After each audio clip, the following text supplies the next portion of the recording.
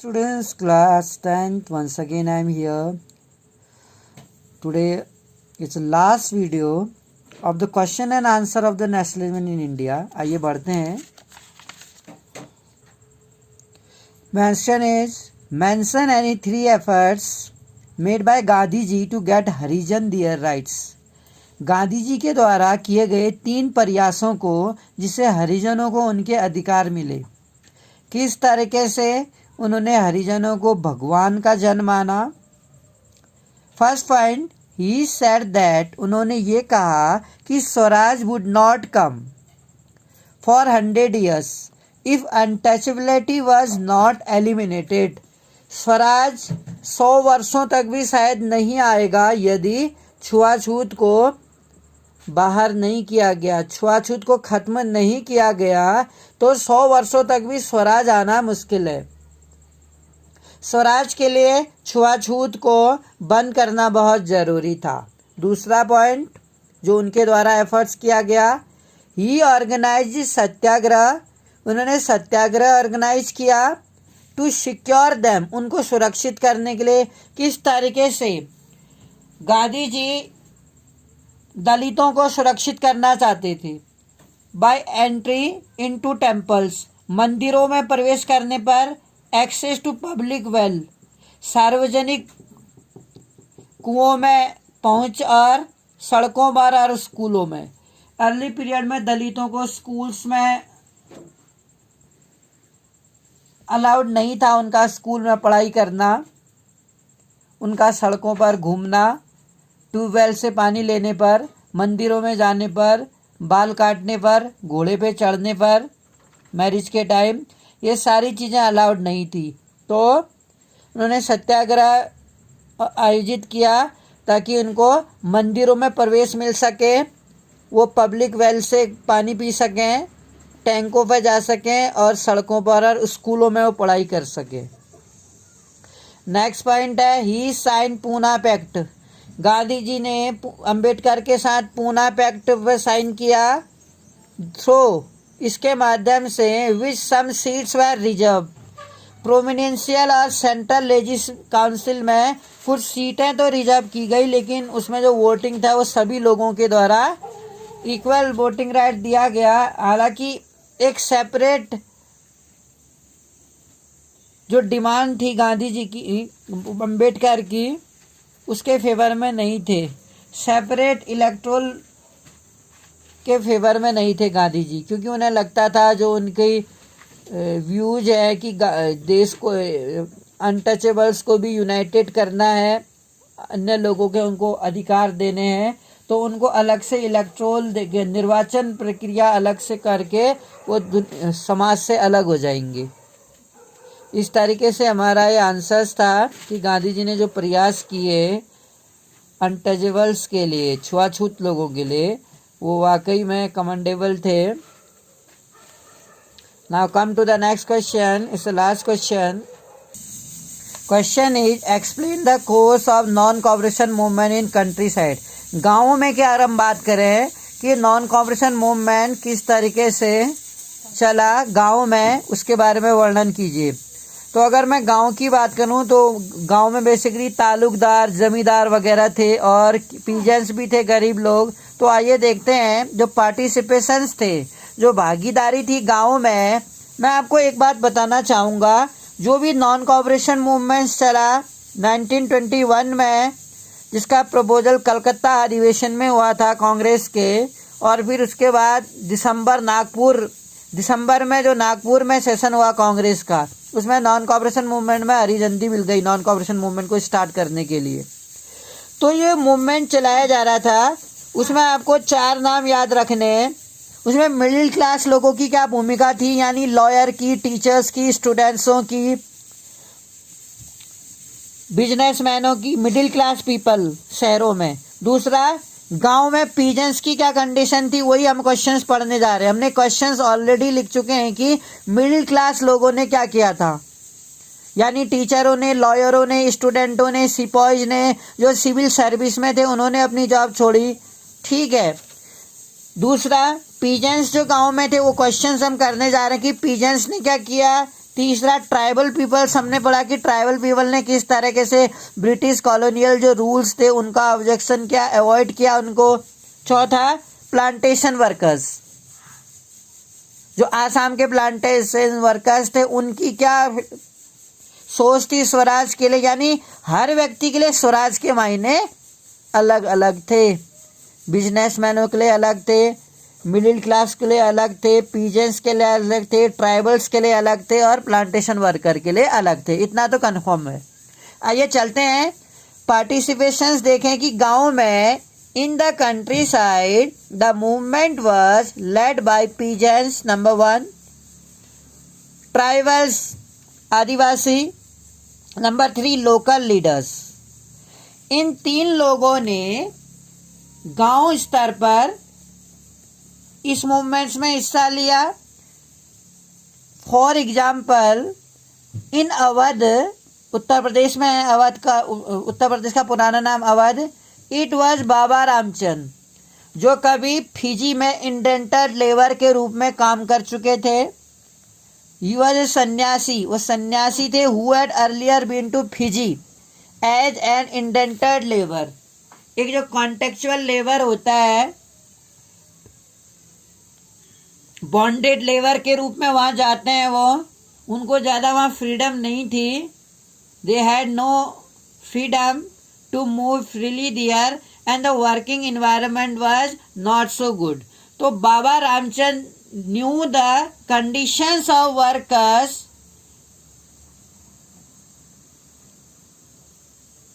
Y the rural people participated.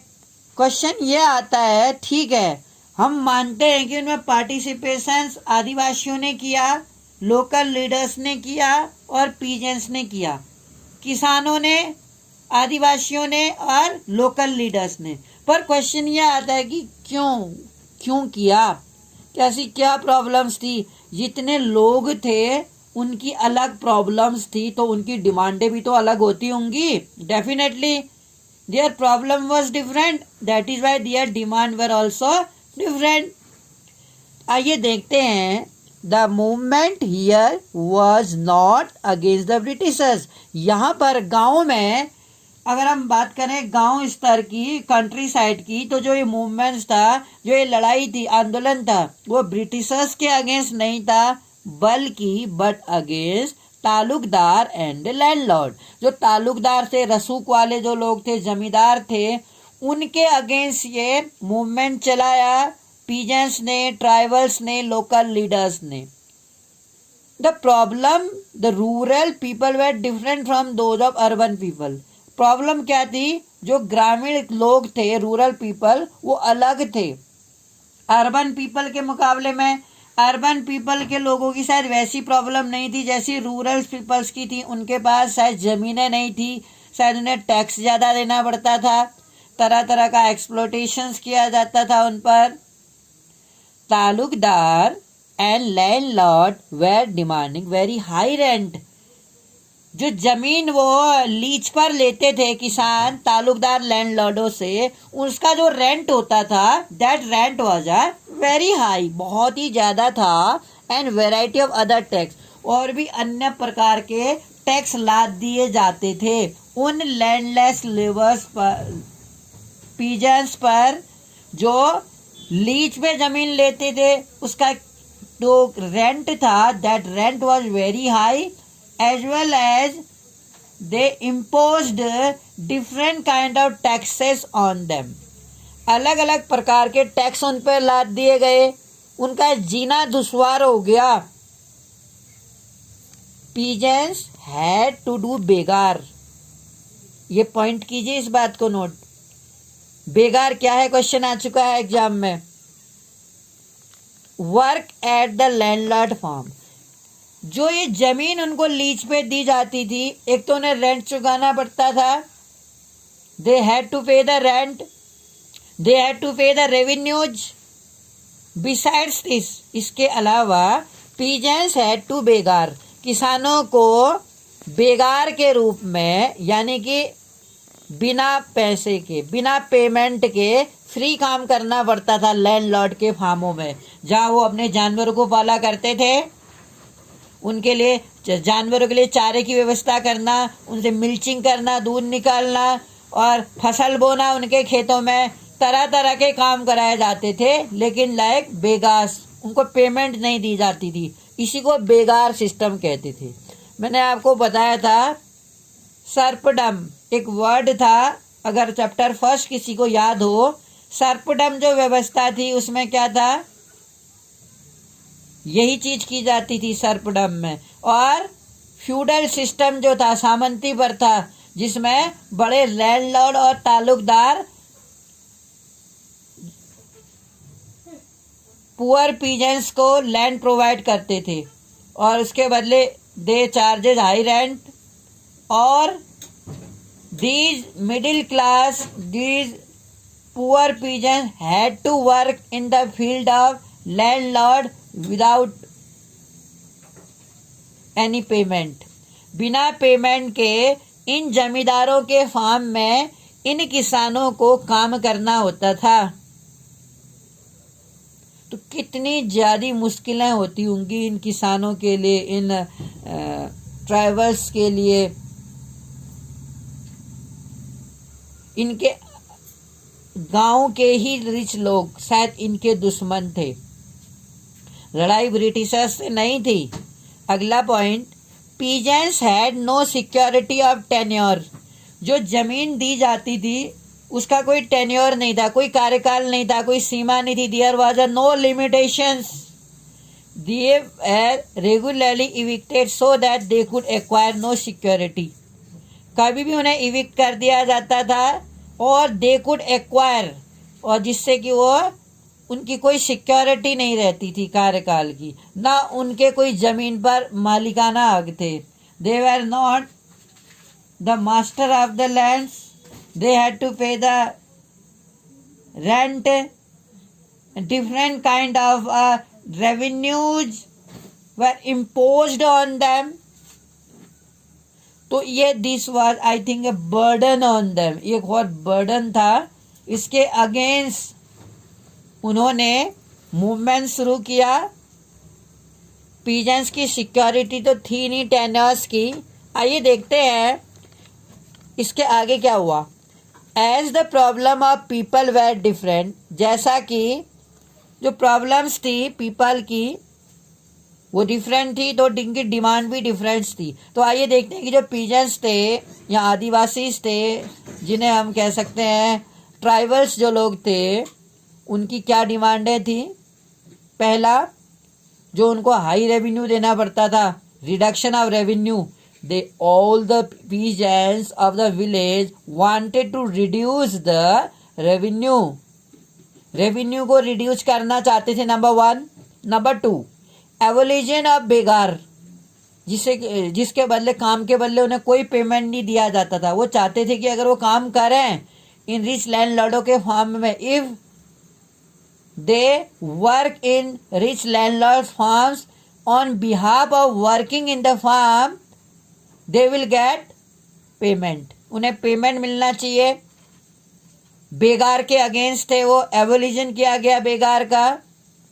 Redistribution of land, जो landless थे, बहुत सारे लोग लैंडलेस थे, लैंडलेस लोगों को लैंड डिस्ट्रीब्यूट किया जाए।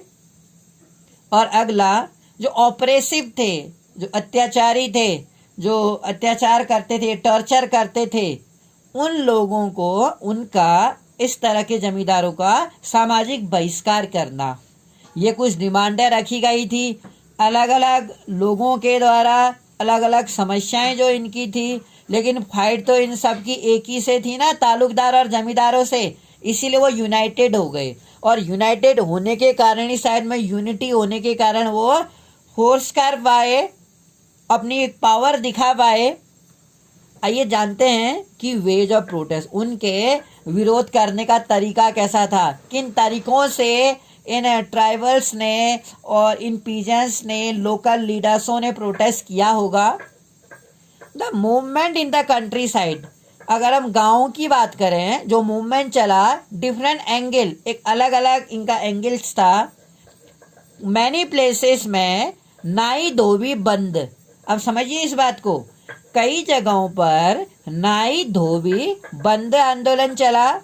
ऑर्गेनाइज बाय द पंचायत, गांव की पंचायत के द्वारा जमींदारों के अगेंस्ट नाई धोबी बंद आंदोलन चलाया गया। It means through the panchayat the नाई धोबी बंद movement were organise against the taluqdar and landlord. तो जो नाई धोबी आंदोलन चला कई जगहों पर पंचायत के द्वारा जो आयोजित किया गया टू डिप्राइव द लैंडलॉर्ड, जिससे कि जो जमींदार थे गांव के उनको इन सेवाओं से, यानी कि नाई धोबी बंद मतलब जिनसे, इस मूवमेंट से इन जमींदारों को बार्बर, कोबलर और वॉशरमैन की सेवाओं से वंचित किया जाए। न कोई बार्बर किसी जमींदार के बाल काटेगा, न कोई कोबलर इनके जूते या स्लीपर्स मेंट करेगा या बनाएगा, न कोई धोबी इनके कपड़े धोएगा। यानी कि इन लोगों ने, इन सभी ग्रुपों ने एक ग्रुपिज्म किया against the taluqdar and the landlord. Even national leaders, जैसे कि यहाँ तक कि जो नेशनल राज लीडर्स थे लाइक जवाहरलाल नेहरू गांव में गए, went to village in Awadh में टू नो, वो क्या, to know the grievance of people, लोगों के दुख को जानने के लिए Jawaharlal Nehru went to village. इसीलिए उन्होंने 22 अक्टूबर तक अवध किसान सभा बनाई। ध्यान दीजिएगा, अवध किसान सभा बनाई गई, were set up headed by Jawaharlal Nehru and Baba Ramchandra. Awadh Kisan Sabha को बनाने का क्रेडिट सबसे ज्यादा वैसे बाबा रामचंद्र को जाता है, लेकिन Jawaharlal Nehru also participated, also helped to organise such Awadh Kisan Sabha for the farmers in the rural area. और जल्द ही 300 से ज्यादा branches all over the India Awadh Kisan Sabha की भारत में बनाई गई। अब समझिए कि हर जगह नाइयों ने, धोबियों ने और मोचियों ने जब इन जमींदारों के विरोध में मोर्चा संभाला तो इन जमींदारों की क्या हालत हुई होगी, इनके हाथ पैर कांप गए। और हर जगह पर, हर एरिया में ये मूवमेंट्स तेजी से चला और उनकी जो मांगें थी शायद वो जायज भी थी, लीगल थी, क्योंकि जब कोई डिजास्टर्स था, नेचुरल क्लाइमेटीज हैं, उस समय पे एक किसान जब उसकी फसल failure, at the time of crop failure, how could the peasants पे द रेवेन्यू, कैसे रेवेन्यू दे सकता था, क्योंकि revenue was very high, unaffordable था उनके लिए। It was not a favourable नहीं था उनके लिए। बेकार ये कोई बात हुई, उन्हें रेंट भी चुकाना पड़ता था और इन लैंडलॉर्डों के फार्म में फ्रीली काम भी करना पड़ता था।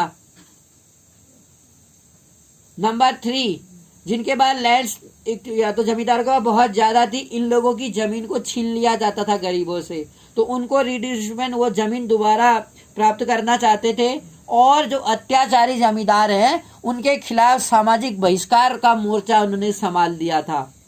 और इन सभी मांगों को पूरा करने के लिए इनके विरोध करने का जो तरीका था वो मैं आपको बता चुका हूं। तो I hope you have written the answers of the question. हालांकि क्वेश्चन थोड़ा लॉन्ग है, 5 मार्क्स का एग्जाम में आ सकता है, काफी इंपॉर्टेंट क्वेश्चन मैंने आपको बताया है।